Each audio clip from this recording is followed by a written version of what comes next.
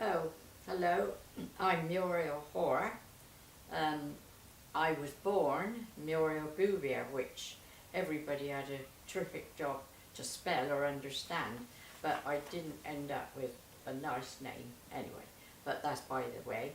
I was born in 1934 and I was one of 8, and there were 2 below me. I was the 3rd from the end, obviously. But I had a very happy childhood. My parents worked extremely hard, and when I went to school, we were the only one that had a phone in, well, the whole area, I would think.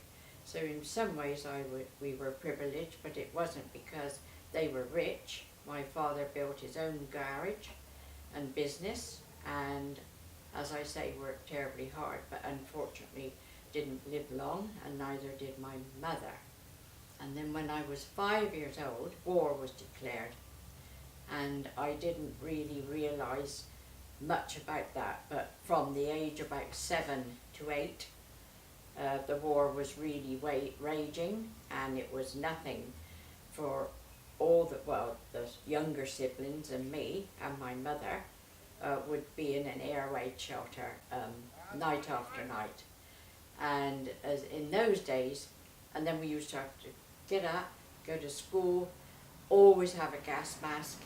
If you didn't have a gas mask, you couldn't go out, and I can remember that smell now of that gas mask. Whilst you're cooking, just tell me about what it was like to have to wear a gas mask as a kid. Were they big, or did they make children's ones? No, I think they were all one side, and they used to literally go right over your face, and then you had like this snout that obviously you breathe through in case there was gas. You had to be extremely careful. You'd never go out with a torch or anything like that. And people, they just, when people say, oh, like you go to remembrance services and all that, I'm just speaking personally, I don't, because I remember, and I would hate anybody to have to, not that we suffered greatly, but I'm sure it wasn't nice at the time to have to go through what we did. But as I say, at the same time, we did make fun and just get on with life, and that's all you could do. But so that's my thoughts on remembering the war. I very often think about it, and I don't want a special day or parades to remind me of it, because I lived through it. And you know, some of my friends, well, not mine, it would be my mother's and father's, that their houses were bombed. They would lose people in the raids.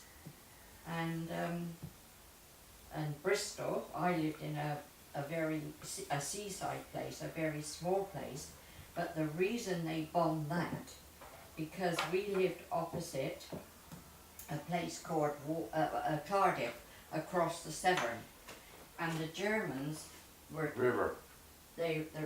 River Severn, and the Germans were hell-bent on bombing Cardiff because there was oil there and tankers. And coming back over the River Severn, why they bombed where I lived, that little seaside town, was basically to get rid of their bombs.